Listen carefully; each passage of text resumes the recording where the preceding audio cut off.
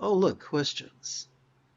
Okay, so Honey wrote, Hi, brother. Sorry for being late, but because of time difference, it were difficult to match the timing. I want to ask you what to do for self-realization. Excellent. Good question. By the way, um, about 6 months of the year, my time zone is -7 GMT.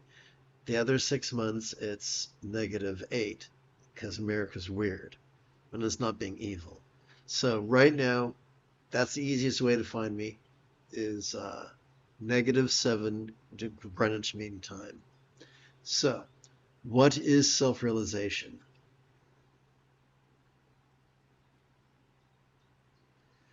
Correct, you are. So let's get back to what is self-realization.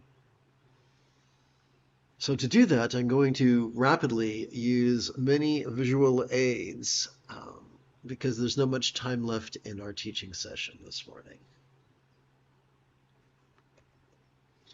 If you speak to a good archaeologist, they will agree that there is substantial evidence to suggest that our Paleolithic ancestors enjoyed a type of proto-communism that promoted individuals being flexible, loving, rational, laid back, egalitarian, lucid, cooperative, and kind. For we have unearthed cadavers, remains of people who had been horribly injured as children and yet lived into old age because they were taken care of by their community. That was beautiful. Approximately 13,000 years ago, that changed. That was turned on its head. During the Neolithic Revolution, our ancestors endured a type of proto-capitalism that conditioned individuals to be rigid, fearful, superstitious, controlling, elitist, cryptic, competitive, and cruel. In our underbrain, we have two systems. The dopamine system rewards for hedonism, for finding water when we're thirsty, food when we're hungry, warmth when we're cold, shade when we're hot, for finding sexual partners, and for defending our bodies against life and death situations. We also have an oxytocin-oriented system in our underbrain that rewards for kindness and cooperation. The dopamine system can make us feel many things, but it can never make us feel fulfilled. Only the oxytocin reward system can. Living under Yang's religious or irreligious patriarchy, it's constantly triggering our dopamine system, causing us to ignore our oxytocin system.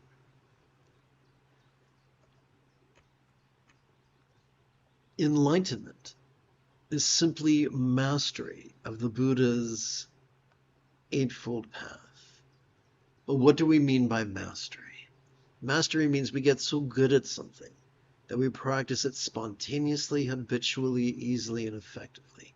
As children, we mastered using the toilet instead of our diapers, brushing our teeth, tying our shoes, riding a bike, learning the language of our parents, reading, writing, and arithmetic.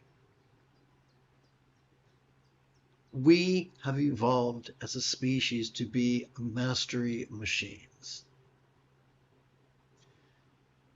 Simply by playing with mindfulness and meditation every 12 hours or so,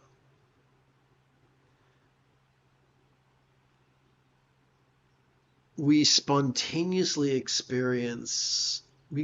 notice impermanence and non-graspability.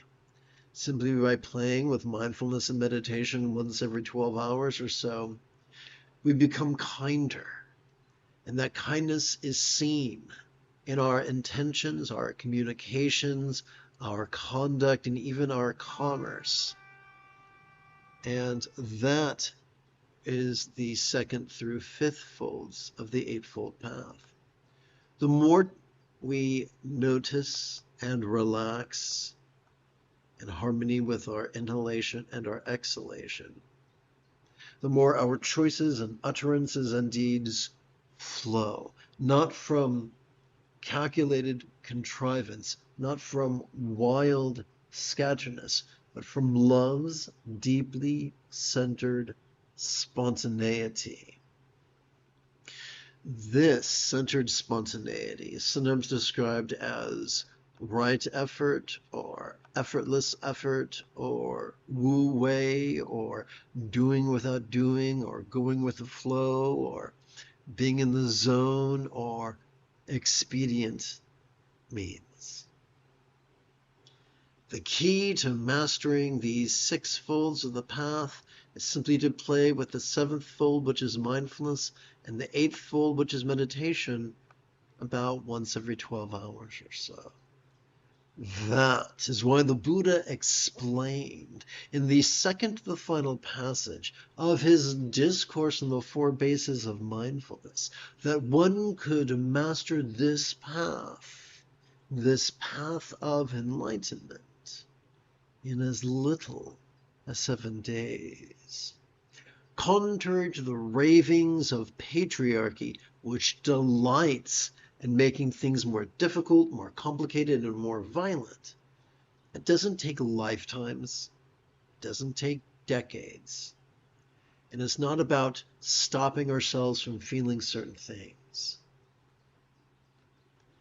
It's about becoming the peaceful, loving, well-adjusted people that our dogs already think we are.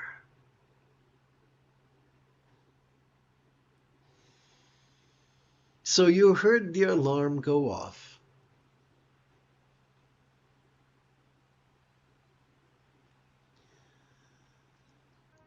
You have taken your first step into a much larger world.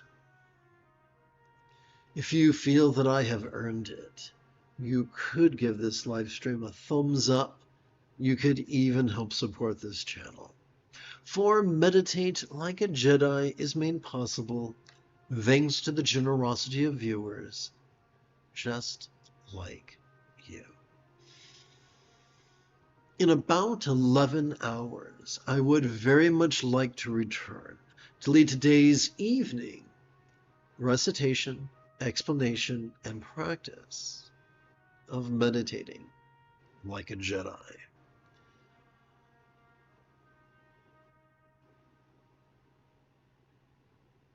And if you are as geeky as me, may the Force be with you always.